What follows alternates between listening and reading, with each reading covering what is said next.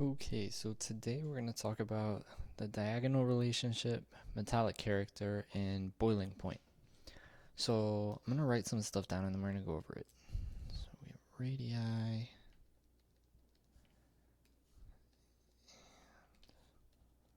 electronegativity,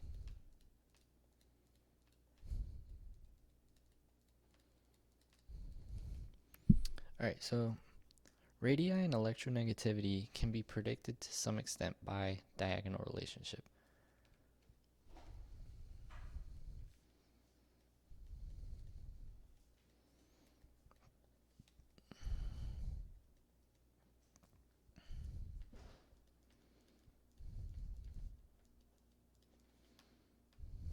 I'll do that in green. Diagonal relationship. So what exactly does that mean? So I'm going to draw our little fake periodic table right here. So the reason I color coded these is we're going to color code the inside of this.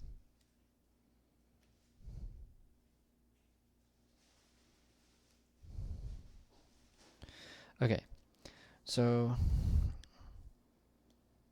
the radii increases going down into the left in general. And your electronegativity increases going up into the right in general. That's like the general trend. So that's what I was saying is you can predict it to some extent. Alright, so now we need to talk about what a metal is.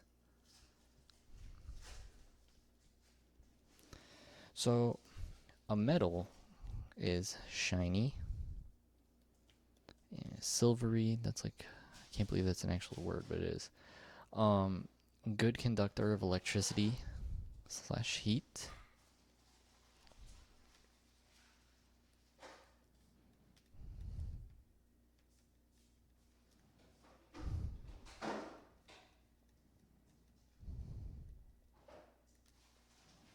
Electricity / heat.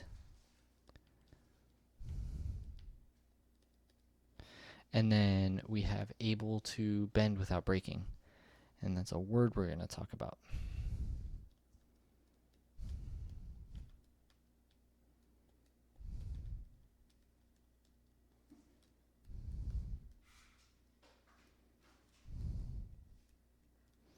So, able to bend without breaking, that's described by a word called malleable.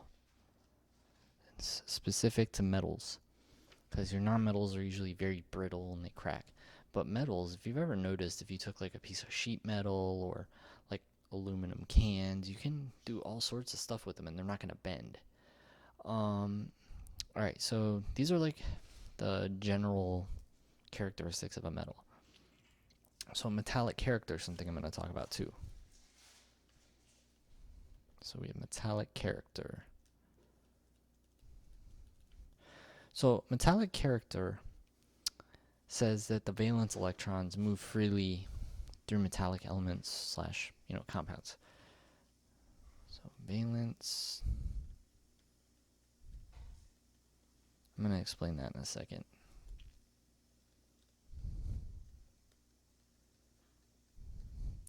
Move freely through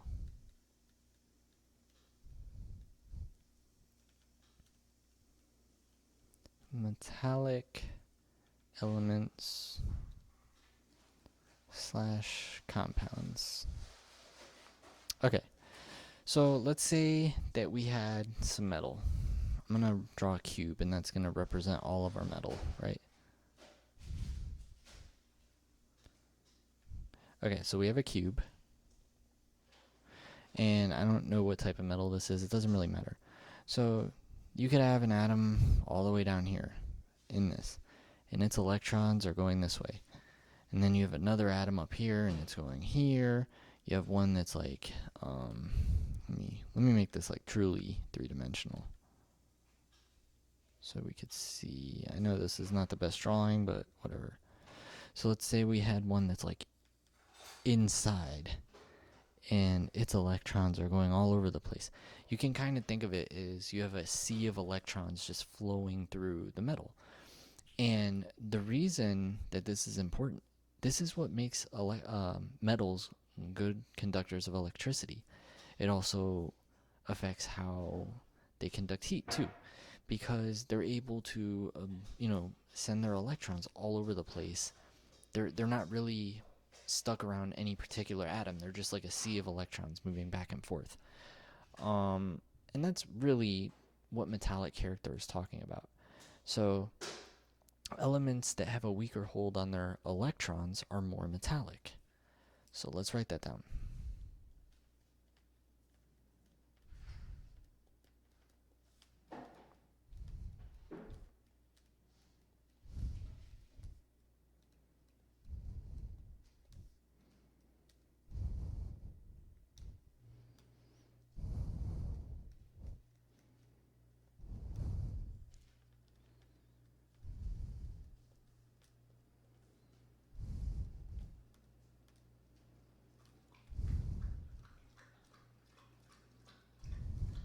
Okay, so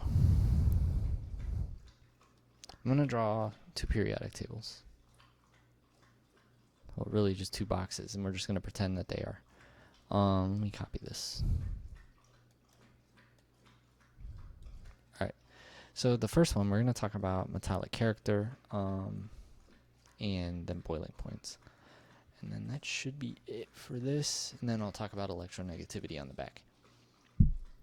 Alright, so just copy this down so we have less metallic, and then we have more metallic, and less metallic. And I'm going to show you also the kind of fake table we drew earlier, because this is going to make a lot more sense. So see how it goes, as you go down, you're more metallic, but as you go more to the right, you're less metallic. If you look at this, you have, I must not have drawn it yet, my bad. Anyway, so that's the whole idea, is if you go down and to the right, you're less metallic, but if you go down this way, you are more metallic.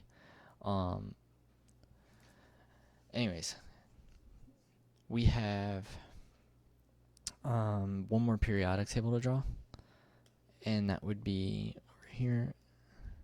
W is tungsten. So this has to do with boiling points. I'm going to label that boiling points and metallic character.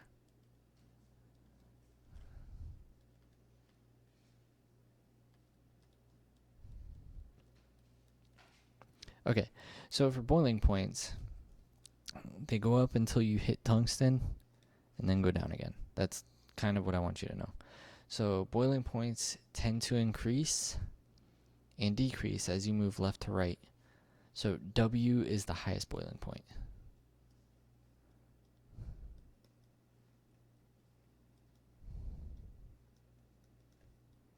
I'm going to just put BP. Okay, and that's really it for metallic character and boiling points. So if you need to copy this, feel free to pause the video. But I'm going to go on to electronegativity, because this is a little more important for what we're going to be talking about next. So we have, let's write that down.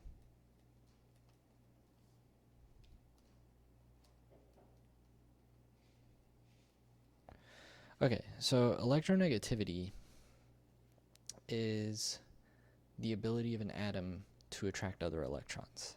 So let's write down the definition.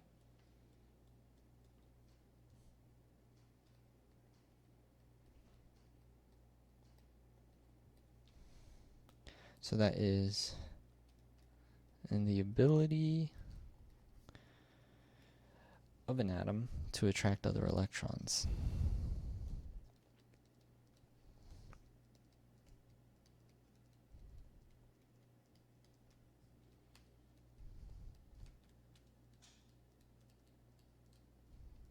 Okay, so atomic structure determines how electronegative an element slash atom is.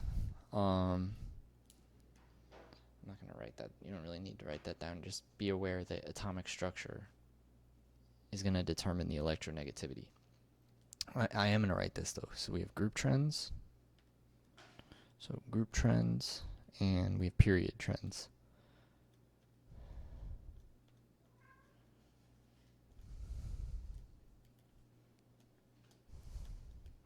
So for group trends, as you move down a group, the electronegativity decreases. Sorry about that. As you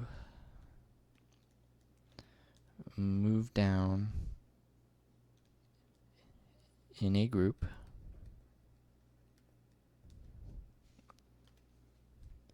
the electronegativity decreases.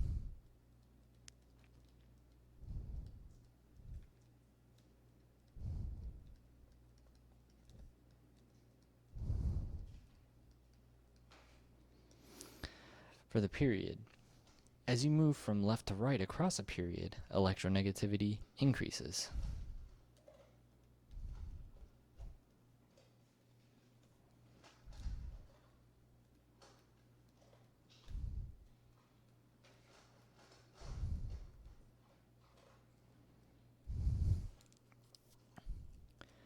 Across a period,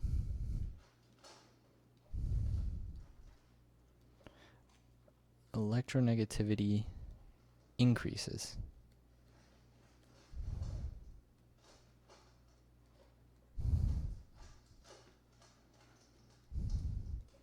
So if you need to copy this, just pause the video, and then I just have a picture to draw, and we'll be done with this. But I talk more about electronegativity when we're talking about polar bonds and nonpolar and all that stuff. But it's just for you to be aware of this. So, all right, here's your periodic table. So your most electronegative element is fluorine. So, wow, I cannot spell. Why I don't teach English. All right, so fluorine is the most electronegative element.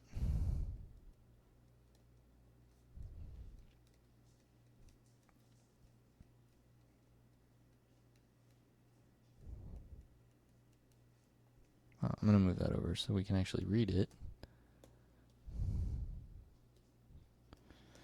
Most electronegative element.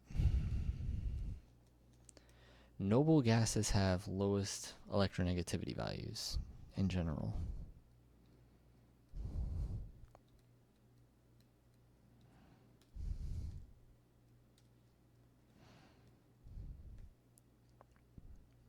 I'm going to just write EN values so I don't have to keep writing it. EN values. So on the periodic table, as we go up and to the right, we are becoming more electronegativity, or more electronegative. So let's write that. Increasing. Oh, wow. Gotta take the ruler off. Increasing EN. With your most electronegative element, again, being fluorine. And no, it's not in group period 1, it's in period 2. And that's pretty much it for this. If you have any questions about this, just, either send me a message on Canvas, or if you're not one of my students, reach out to me in a comment and I'll get back to you as soon as I can. And that's it for this video.